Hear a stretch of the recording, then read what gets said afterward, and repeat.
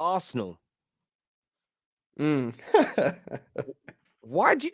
I mean, they have. I know the City team are a great team.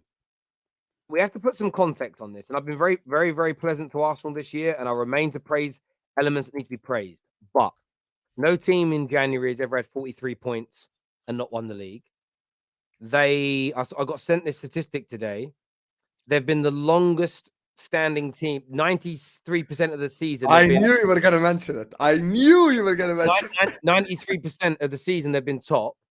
But I kind of want to Uh, ask the question: why do you think Arsenal have collapsed in this way? I know that City are good, but that was last night. The previous three games had nothing to do with City directly. Why do you think this Arsenal team has collapsed at the death? Bro, that game yesterday, Lord have mercy. It was men against boys. Like that was just if I bring my grandfather who doesn't watch football and I tell him come watch this game, there's a blue team and there's a red team playing each other. And he sits there and he watches that 90 minutes of football.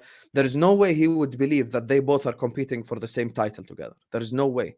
And this whole collapse stuff, once again, there's a guy who's an Italian fan. He's not Italian himself, but he supports Inter Milan. He's like, Hussam, wait till Arsenal bottle it. I'm gonna prove to you that there's something in the water in North London. And maybe he was right. Maybe there's something in the water in London or whatever it is when it comes to bottling it, because that is just unbelievable. And I see, and big up Troops, for example, because he wasn't one of them. But I see many Arsenal fans, for example, Southampton, other games, scapegoating, holding, like as if he's the only reason. I'm not gonna make it about me.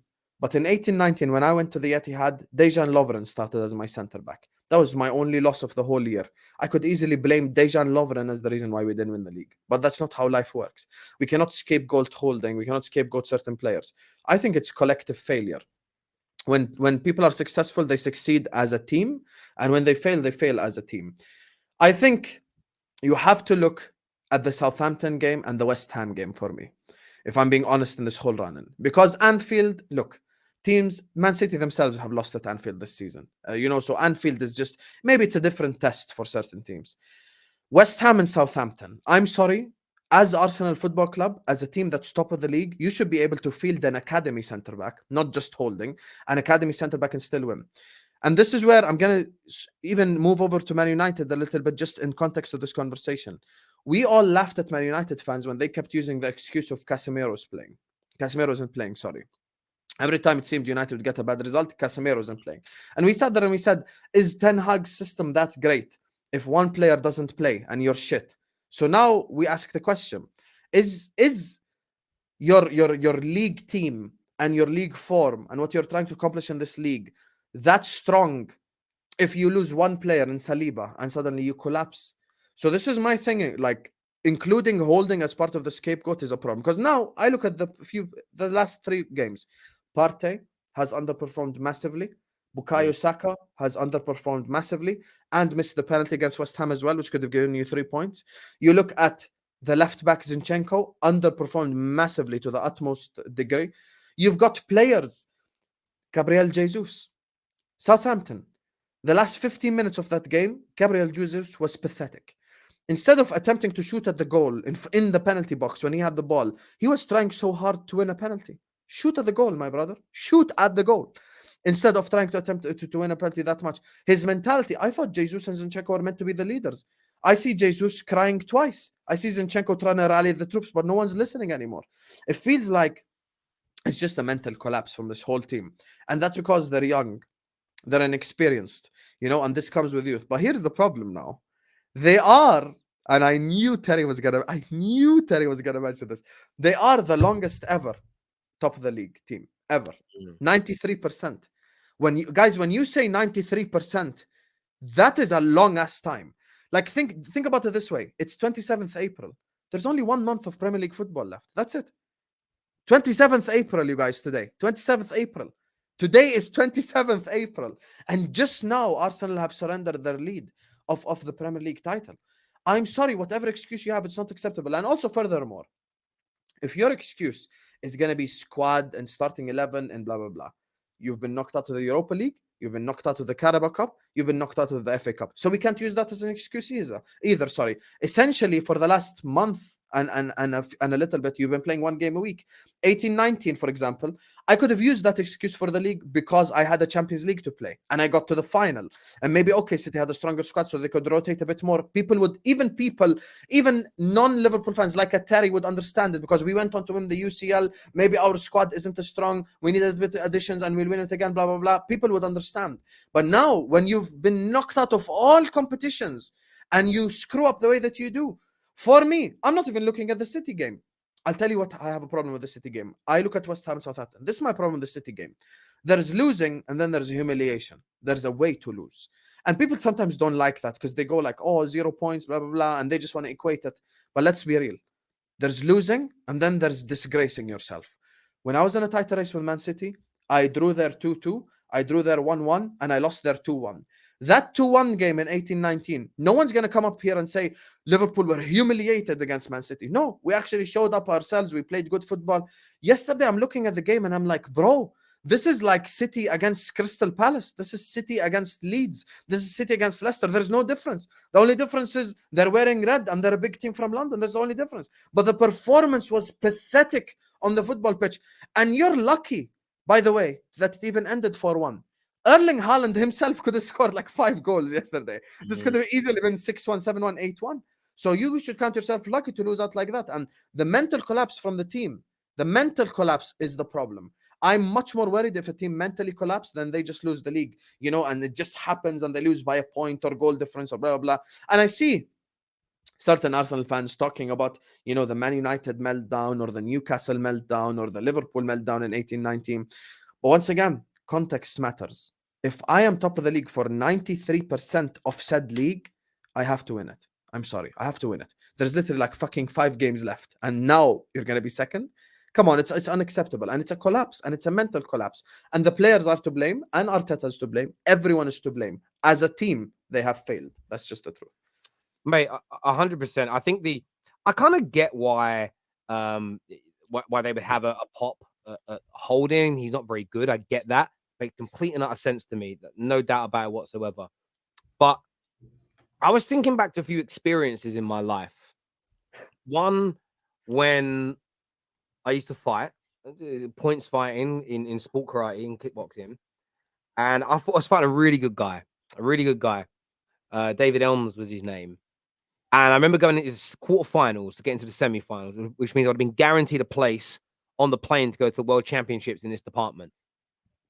And I was like, basically the way it works is you fought for like 3 minutes and the one with the most points, a bit like Karate Kid, at the end of 3 minutes, you win, right? Or if you get to 10 points clear at any point.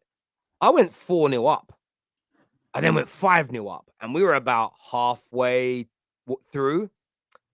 And I made the biggest mistake of my life. I started thinking, first of all, I thought I've done it. Then I started going, oh my God, I can't believe it. Then I started getting caught with points and he caught me and was catching me. He ended up beating me 8-7. And it was because I was thinking that I'd done it. And it was because I then, instead of focusing on the fight, I was thinking about the next round. And I remember it very clearly. I couldn't get it out of my head. I bottled it. There was another time when I only ever played golf once and I was doing all right. And there was a really difficult shot and it was around a lot of water. And the guy I was with said, don't think about going in the water as you will. 14 shots later, I kept on landing in the water because I couldn't get out my head. I'm going to go in the water. I kept on going in the water. And I feel like what happened is after they collapsed against you, fans all said it wasn't a collapse, but it was in the players' heads. Instead, I think if the fans would have shocked the players and gone, you come on now, like had a go at them, put a rocket up their backside, you could have shook that out of them. What I probably needed when I was fighting that day, my coach was bad. He said, oh, you'll be okay a bit. What I needed him really to is grab me by the scruff of the neck and smack me up a little bit and calm me down and get me focusing. But I lost my head. And that's what Arsenal needed. And every game since, confidence. And they went into that City game and there was zero belief. And the biggest mistake Arteta made is not dropping anyone. He's played the same players that let him down in those 3 games. Pep wouldn't have done that. Wenger at his pomp wouldn't have done that. Klopp wouldn't do it. Fergie wouldn't do it. Jose, Conte, Ancelotti, these Premier League managers who Dalglish at his best, They would never have done this. And there's a big learning curve here for Mikel Arteta. And I think that the talk of sacking him is premature. I think he deserves another season. I think he deserves at least. I think he deserves some money to be spent. But you can't avoid the criticism that needs to go into this, because that criticism is what is going to create diamonds out of your players. They need that pressure to go to that next level, because I mean, I'm seeing a lot of Arsenal fans today talk about Partey. Don't want to see him at number 6 anymore.